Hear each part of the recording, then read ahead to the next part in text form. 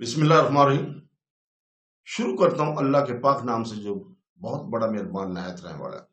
دوستوں، بہنوں، بھائیوں، بزرگوں، تاریخ اسلام میں محمد بن قاسم کی قسط نمبر 67 آپ کے سامنے پیش کر رہے ہیں، اور اس میں ہم بیان کر رہے ہیں محمد بن قاسم کی مورتی کا ہم ذکر کریں گے۔ تو دوستوں، 3 ماہ کے بعد محمد بن قاسم عرب سپاہیوں کے علاوہ 1,00,000 سندھی نو مسلم اور غیر مسلم سپاہیوں کی فوجی تربیت دے چکا تھا، جو اسلام قبول نہ کرنے کے باوجود باقی تمام ہندوستان کے آخری حدود تک اس کمسن سالار کے فتوات کے پرچم لہرانا انسانیت کی سب سے بڑی خدمت سمجھتے تھے، جس کے عدل و انصاف نے اسے مفتوحہ علاقے کا ہر باشندہ کی نگاہ میں ایک دیوتا بنا دیا تھا۔ وہ اسے اپنا نجات دہندہ سمجھتے تھے اور باقی ہندوستان کے لیے ایسے نجات دہندہ کی ضرورت محسوس کرتے تھے۔ ایک دن ارور کے ایک مشہور سنگ تراش نے شہر کے ایک چوراہے میں اپنا شاہکار نمائش کے لیے رکھ دیا۔ یہ سنگ مرمر کی ایک مورتی تھی جس کے نیچے یہ الفاظ کنندہ تھے: وہ دیوتا جس نے اس ملک میں عدل اور مساوات کی حکومت کی۔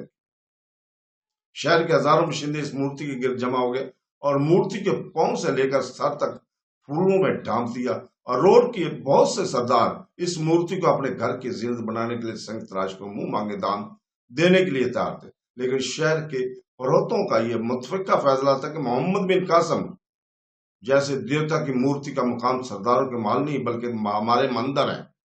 سنگ تراش نے بھی اپنے شاہکار کی اہمیت محسوس کرتے ہوئے یہ فیصلہ کیا کہ اسے کسی مندر میں جگہ دی جائے۔ فروتوں نے اس کے لیے بدھ کا ایک پرانا مندر منتخب کیا۔ شام کے وقت مورتی کو مندر کی طرف لے جاتے ہوئے شہر کے فروتوں اور عوام کا جلوس شاہی مال کے سامنے سے گزرا۔ بھیم سنگھ نے بھاگ کر محمد بن قاسم کو اطلاع دی کہ لوگ آپ کی مورتی کو مندر میں نصب کرنے جا رہے ہیں۔ محمد بن قاسم پریشان ہو کر محل سے باہر نکلا۔ جلوس اسے محل کے دروازے کی سیڑھیوں پر کھڑا دیکھ کر رک گیا۔ شہر کے بڑے پروت نے آگے بڑھ کر کہا: یہ لوگ آپ کی اس سے زیادہ عزت نہیں کر سکتے، یہ ایک سنگ تراش کا کمال ہے، لیکن آپ کی تصویر جو ان کے دلوں میں ہے اس مورتی سے کہیں زیادہ حسین ہے۔ محمد بن قاسم نے بلند آواز میں ہجوم کو مخاطب کرتے ہوئے کہا: ٹھہرو، میں آپ لوگوں سے کچھ کہنا چاہتا ہوں۔ ناقوس اور شہنشاہوں کی صدائیں بند ہو گئی، شہنائیوں کی صدائیں بند ہو گئی اور مجمع پر ایک سکوت طاری ہو گیا۔ محمد بن قاسم نے اپنی تقریر میں اصنام پرستی کے متعلق اسلام کے نقطہ نگاہ کی وضاحت کی اور اختتام پر عوام سے یہ اپیل کی کہ مجھے گناہ گار نہ کرو۔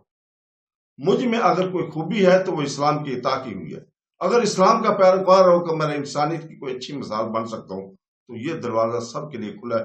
تم میری پوجا نہ کرو بلکہ اس کی پوجا کرو جس نے مجھے بنایا ہے، جس کی میں عبادت کرتا ہوں، جس کا دین ہر انسان کو عدل اور انصاف، مساوات اور حریت کا سبق دیتا ہے۔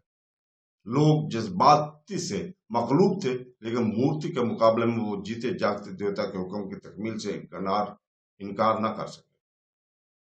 جب محمد بن قاسم نے یہ کہا کہ مجھے یہ سب کچھ دیکھ کر روحانی تکلیف ہوئی ہے، تو سنگ تراش نے آگے بڑھتے ہوئے ہاتھ باندھ کر کہا: ایک سنگ تراش صرف مورتی بنا کر اپنے جذبات کا اظہار کر سکتا ہے۔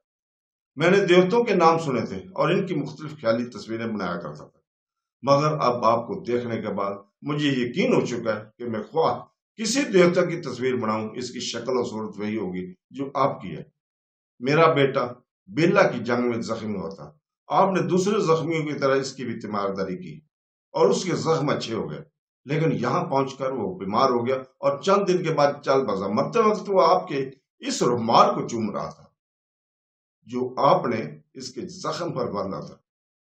اس نے مجھ سے وعدہ لیا تھا کہ میں اس کی مورتی بناؤں گا، لیکن آپ کو برہم دیکھ کر شاید اس کی آتما کو بھی دکھ ہو۔ میں اپنے بیٹے کی دیوتا کی پوجا کرنے کی بجائے اس کا حکم ماننا ضروری سمجھتا ہوں۔ اگر آپ کا حکم ہے تو میں یہ مورتی توڑنے کے لیے تیار ہوں۔ محمد بن قاسم نے جواب دیا: یہ آپ کا مجھ پر بڑا آسان ہوگا۔ آسان یوں نہ کہیے، اس مورتی کو ٹوٹ جانے کے بعد بھی میں آپ کو ایک دیوتا ہی سمجھوں گا اور سندھ کے لاکھوں انسان بھی آپ کو دیوتا ہی خیال کریں گے۔ محمد بن قاسم نے کہا: لیکن میری تمنا فقط یہ ہے کہ میں اس ملک میں انسانیت کا ایک خادم ہونے کے حصے سے پہنچا نہ جاؤں۔ سنگ تراش نے سینے پر پتھر لا کر تیسے کی ایک ضرب سے مورتی کے ٹکڑے اڑا دیے، لیکن ہجوم ان ٹکڑوں کو جوہرات کا انبار سمجھ کر ان پر ٹوٹ پڑا۔ اس واقعے کے بعد ارور کے ہزاروں باشندے اسلام کی تعلیم کے ساتھ دلچسپی لینے لگے، اور سندھ کی طول عرض میں نو مسلموں کی تعداد میں آئے دن اضافہ ہونے لگا۔ تو دوستوں، اس کے ساتھ ہی ہم آج اجازت چاہتے ہیں۔ کل تک کے لیے، کل انشاءاللہ تعالی ہم اسی وقت آپ کے سامنے اگلی قسط پیش کریں گے۔ تو دوستوں، اللہ تعالیٰ سے دعا ہے کہ وہ ہمیں قرآن پاک اور سنت نبوی پر عمل کرنے کی توفیق عطا فرمائے۔ آمین ثم آمین۔ اللہ حافظ۔